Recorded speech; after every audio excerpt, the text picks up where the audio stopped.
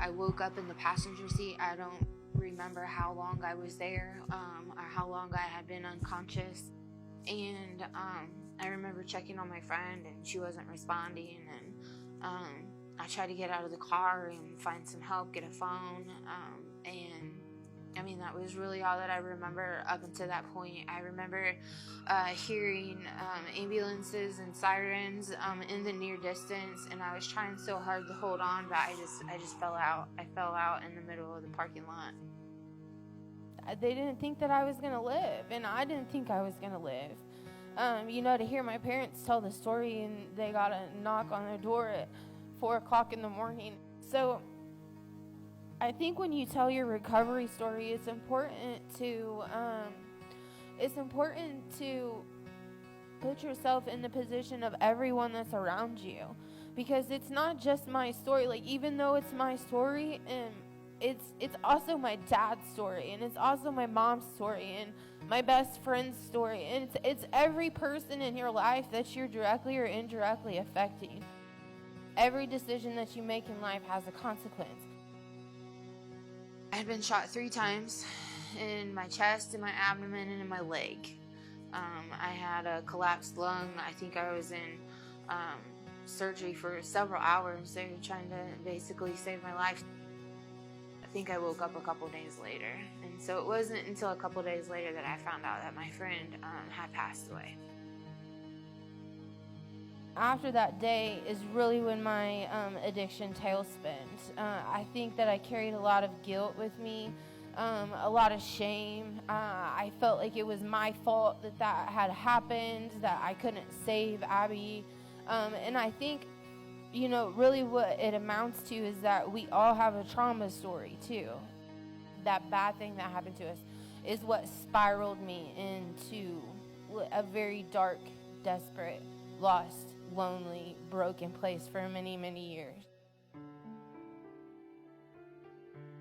I was in active addiction for 17 years.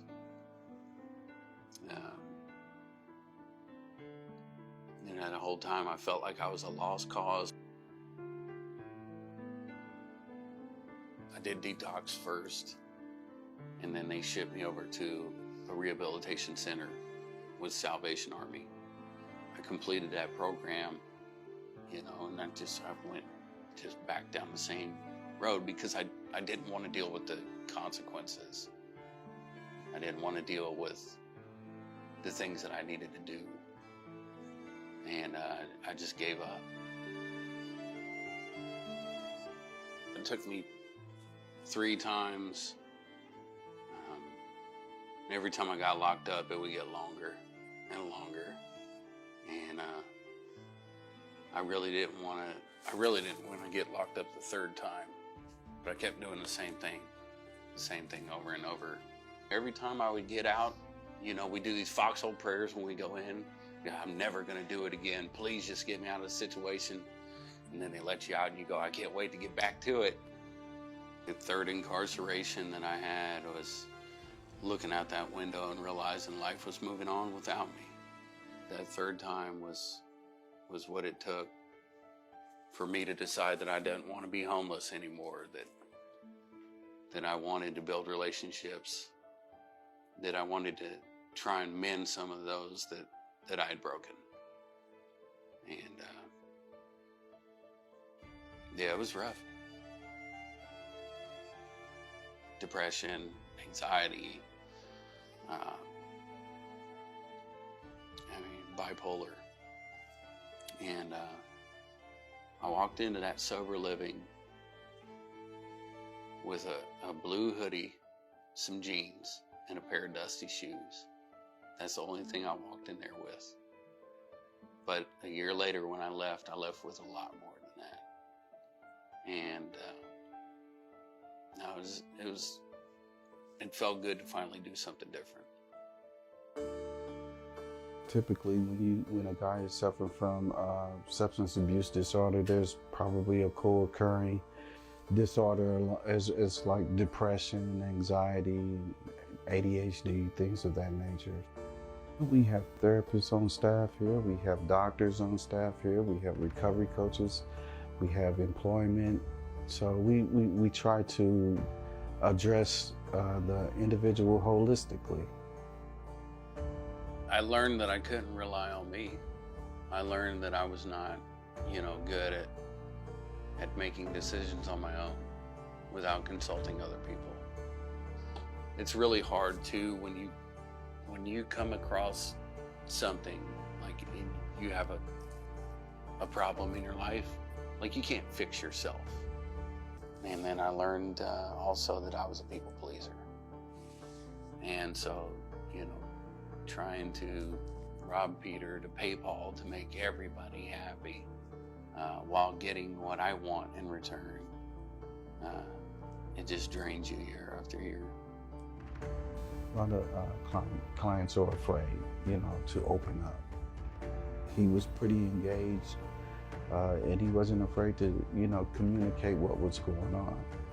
And I think that's part of, to be successful in recovery, communication is vital.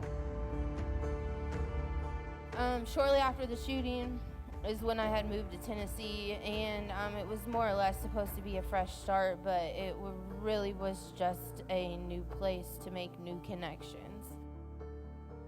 I was in Tennessee for quite a while, 6 or 7 years. I was homeless, sleeping on this couch, sleeping on that couch. And I had just suffered a traumatic experience. So the only thing that I knew that I wanted to do was not to continue to relive it in my head. And the only way I knew how to do that was to get so intoxicated that I didn't have to think. And the next thing I know, I find myself face down in addiction, hanging out with men who are twice my age,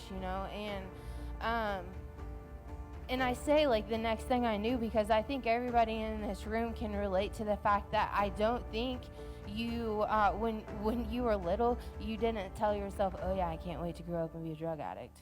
And so it was one moment I was having fun, and then the next moment I'm digging in a dumpster, searching for my used needles that I threw away a couple of days prior.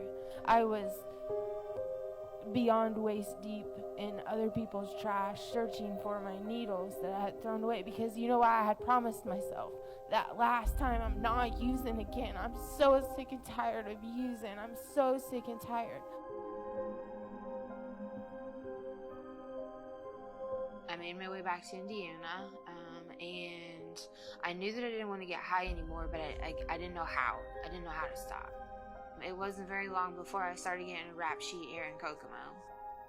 I've been arrested, I don't know, 6, 7, 8 times, I don't know. I've been to prison, I've been in treatment facilities, I've been to the mental health ward, I've done it all. The charges that put me in prison were dealing, but again, I wasn't the big, rich drug dealer on the block. I was just trying to, support my own habit. But there was consequences for that, and the state of Indiana, they do not discriminate. If you're caught selling drugs to somebody else, you're dealing. And they took me down to booking, and they read me 2 B felonies for dealing.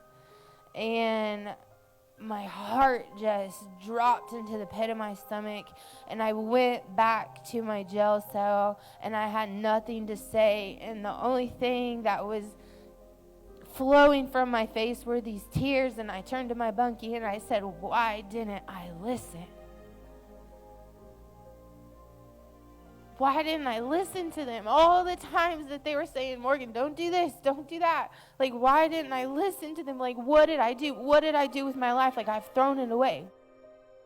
I go to sentencing for those B felonies, and I was sentenced to 17 years in the Indiana Department of Corrections. And, 17 years is a long time. And again, it brought me back to, I'm never going to get married. I'm never going to have kids. By the time I get out of prison, I'm not even going to be able to have kids. I'll never have a family. All the things that I'm thinking about, what did I do with my life? I threw it away. I have nothing left.